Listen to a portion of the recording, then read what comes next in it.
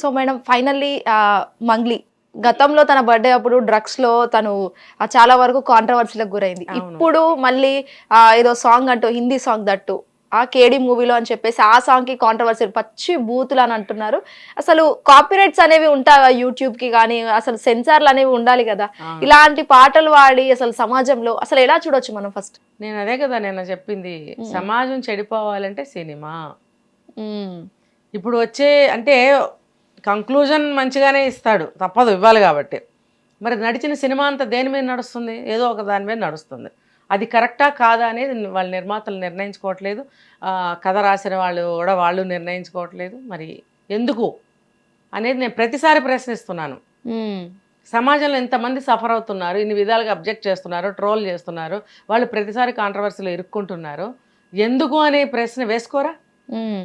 ఇప్పుడు వాళ్ళు రాశారు, రాస్తే అయిపోయిందా? వాళ్ళు రాశారు, నేనేం చేయనంటే పాడింది నువ్వేగా. నువ్వు ఒక పెళ్లిగాని అమ్మాయివి, ఆడపిల్లవి, ఇష్టం వచ్చినట్టు నోటుకొచ్చినట్టు పాడేయటమేనా? నిన్నగాక మొన్న నువ్వు అక్కడ శివరాత్రి అకేషన్స్లో ఎంత బాగా పాటలు పాడితే అందరూ తన్మయం చెంది డ్యాన్సులు చేశారు. అంటే నువ్వు ఏ రాగంతో ఏ స్టైల్తో పాడావు అనేది పక్కన పెడితే దేవుడి అయితే నువ్వు పాడావు, రైట్. నన్ను అడిగితే దేవుడి పాటలు కూడా అంత హార్ష్గా పాడాల్సిన అవసరం లేదు. అదేంటండి అంతమంది ఫ్యాన్స్ ఉన్నారు దేవుడి పాట అంతా. అవును, ఎక్కడ పాడింది కాబట్టి అక్కడ అలాగే ఫ్యాన్స్ ఉంటారు. దేవుడి పాటలు భక్తి పారవస్యంతో, ఒక మార్ధవమైనటువంటి గొంతుతోటి, చాలా అంటే యువతల భక్తులకి ప్రశాంతత, ఒక భక్తి పారవస్యంతో మునిగిపోయేటట్టుగా ఆ వాయిస్ రాగం కానీ ఆ సౌమ్యత కానీ ఉండాలి. సరే, ఎలా పాడారు అనేది పక్కన పెడదాం, ఇప్పుడు మనం దాంట్లోకి వెళ్ళొద్దు. నచ్చిన వాళ్ళు డ్యాన్స్ చేశారు, నచ్చిన వాళ్ళు పారవస్యం పొందారు, అది పక్కన పెడితే నువ్వు దేవుడి పాటలే కదా పాడావు. ఇప్పుడు వెంటనే అందులో నుంచి వచ్చేసావు, నీకు అక్కడ ఇన్విటేషన్ కూడా మళ్ళీ ఇవ్వలేదు, రీజనింగ్స్ ఏమైనా కానీ నువ్వు మళ్ళీ అందులోకి ఎంట్రీకి వెళ్ళలేదు. ఈసారి శివరాత్రి ఉత్సవాల్లో నువ్వు అక్కడికి వెళ్ళలేదు అంటే నువ్వు మళ్ళీ వెంటనే కెరీర్ వెతుక్కోవడానికి ఏ దారిలోనైనా వెళ్ళిపోతావా? ఏ లాంగ్వేజ్కి వెళ్తే ఓకే, నో ప్రాబ్లం. అంటే ఏ దారిలోకైనా, అంటే నువ్వు అటువంటి పాటలు పాడటం వల్ల హిందీ అయితే ఏంటి, తెలుగు అయితే ఏంటి, ఏ భాష అయితే ఏంటి, నువ్వు అటువంటి బూతుల పాటలు ఎందుకు పాడాలి? నీకే కదా చెడ్డ పేరు వస్తుంది. ఇంకొకటి, ఆ సినిమాకి చెడ్డ పేరు వస్తుంది, మాస్ పీపుల్ చూస్తారు, ఆహా ఓహో అంటారు. కానీ సమాజానికి అది ఎంతవరకు ఉపయోగపడుతుంది? ఏం మెసేజ్ ఇస్తున్నారు? ఆ డాన్సర్స్ చేసేటువంటి పాట, ఆ డ్యాన్స్కి వాళ్ళు వేసుకునే డ్రెస్సు ఎలా ఉంటుంది, వాళ్ళ యాక్షన్స్ ఎలా ఉంటున్నాయి, మన తెలుగులో కూడా అలాగే వచ్చేస్తున్నాయి ఈ మధ్యన. అంటే అది ఒక ట్రెండ్ అయిపోయిందా? అలాంటి సినిమాలు చూసి ఎంకరేజ్ చేస్తున్న మనుషుల్ని అనాలి మనం. ఇప్పుడు అందులో ఏంటి, సంజయ్ దత్ అనే ఒక విలన్ క్యారెక్టర్ కదా, ఆ విలన్ క్యారెక్టర్కి ఒక ఐటమ్ సాంగ్ డ్యాన్స్, దానికి అది ఎంత ర్యాష్గా రఫ్గా రాస్తారో లాంగ్వేజ్ కానీ వర్డ్స్ కానీ అర్థం చేసుకోవచ్చు. దాన్ని అసలు ఖండించాలి, అందులో లిరిక్స్ని మార్చండి అని చెప్పాలి. సింగర్కి ఆ రైట్ ఉంటుంది ఎప్పుడైనా సరే.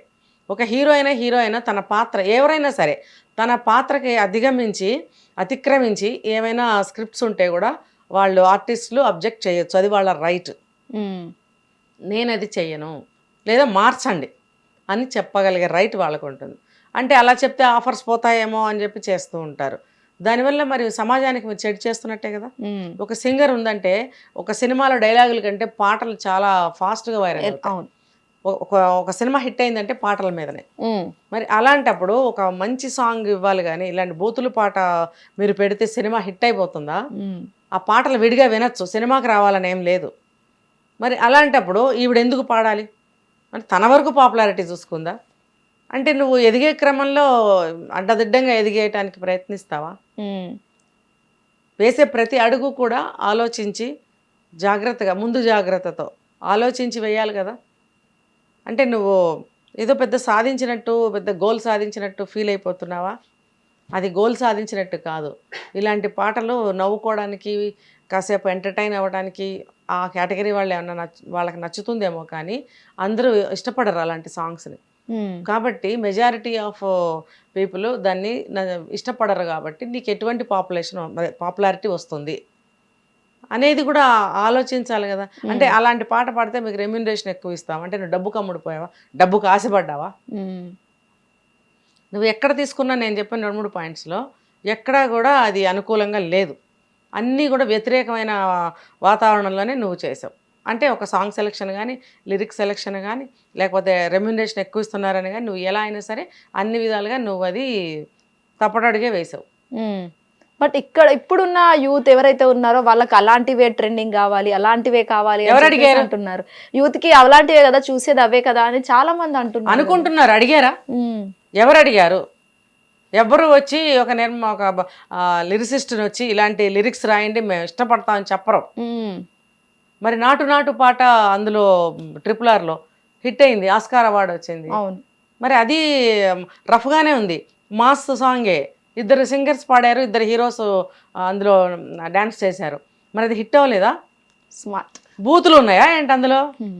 2 హీరోలు 2 సింగర్స్ పోటీగా పాడారే, మరి అది ఎంత హిట్ అయ్యింది? అందులో బూతులు ఉన్నాయా? ఏమి లేవు. మరి ఆ బూతులు ఉంటేనే హిట్ అవుతాయి అని అనుకోవటం, అని రాయటం వాళ్ళ తప్పు, పాడటం ఏమి తప్పు? మధ్యలో డబ్బు చెప్పానా నేను ఇందాక, అవసరం, ఈమెకు డబ్బు అవసరం, వాళ్ళకి డబ్బు అవసరమే కాబట్టి రాసేస్తారు. ఆ రాసే వాళ్ళకైనా ఉండాలి, నేను ఇలా రాయను అని చెప్పాలి. ఎందుకు రాయడం అంటే ఆ పాత్ర అటువంటిది అయితే మాత్రం నువ్వు బూతులతో రాయడం ఎందుకు? ఇప్పుడు సినిమాల్లో కూడా కొంతమంది బూతులు ప్రయోగిస్తున్నారు మామూలు డైలాగుల్లో కూడా. అది అవసరమా? అంటే పబ్లిక్ ఇలా పచ్చిగా ఓపెన్ అయిపోతున్నారు కాబట్టి మేము సినిమాల్లో కూడా పెట్టచ్చు అనుకుంటున్నారా? అది చాలా తప్పు. బయట ఎవరైనా పబ్లిక్లో వాళ్ళు ఏదైనా మాట్లాడుకున్నా అంతటితో సరిపోతుంది.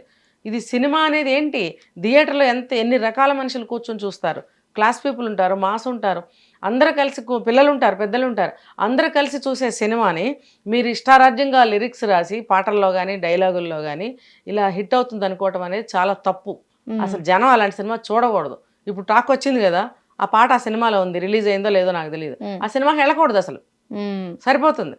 అంటే మీరు ఆ బూతులను ఎంకరేజ్ చేస్తున్నట్టే కదా వెళ్తే. అది ఏ లాంగ్వేజ్ అయినా సరే మనం వెళ్ళి చూస్తున్నామంటే వాళ్ళు ఎంకరేజ్ చేసినట్టే. వెళ్ళకండి, చూడకండి. మీ పాట అంత బాగా నచ్చేస్తే పాట వస్తుందిగా వినండి, వెళ్ళకండి సినిమాకి, అంతే. Right. Thank you so much madam, మంచి ఇన్ఫర్మేషన్ షేర్ చేసుకున్నారు. సో చూసారు కదా, ఇది ఇవాళ ఎపిసోడ్. మరో ఎపిసోడ్తో మళ్ళీ ఉంటాను. Keep watching hit TV. నమస్తే. హిట్ టీవీ యాప్, ఇందులో short news, live news, entertainment shows, movies, digital magazines తో పాటు మీ జిల్లా వార్తలను కూడా ఫ్రీగా చూడొచ్చు. ఇంకెందుకు ఆలస్యం, వెంటనే హిట్ టీవీ యాప్ ని డౌన్లోడ్ చేసుకుని ఫ్రీగా ఎంటర్టైన్మెంట్ పొందండి. Hit TV app. Hit TV app. Please download hit TV app. Hit TV app ని ఫ్రీగా డౌన్లోడ్ చేసుకుని ఎంజాయ్ చేయండి. మీకు నచ్చిన ఎంటర్టైన్మెంట్ కోసం హిట్ టీవీ యాప్ ని ఫ్రీగా డౌన్లోడ్ చేసుకుని ఎంజాయ్ చేయండి. హిట్ టీవీ యాప్ ని డౌన్లోడ్ చేసుకుని ఆస్వాదించండి, ఆశీర్వదించండి. ఇంతమంది సెలబ్రిటీలు హిట్ టీవీ యాప్ ని డౌన్లోడ్ చేసుకోండి అని చెప్తున్నారంటే ఎంత మంచి యాప్ ఆలోచించండి. అమెరికాలో చదవాలనుకునే వాళ్ళకి విశ్వసనీయమైన పేరు మన శౌర్య కన్సల్టెన్సీ. UK లో 1 year masters, UK లో 1 year masters, 2 years work permit up to 5 years visa. Contact Saurya Consultancy. Contact 89851 89851.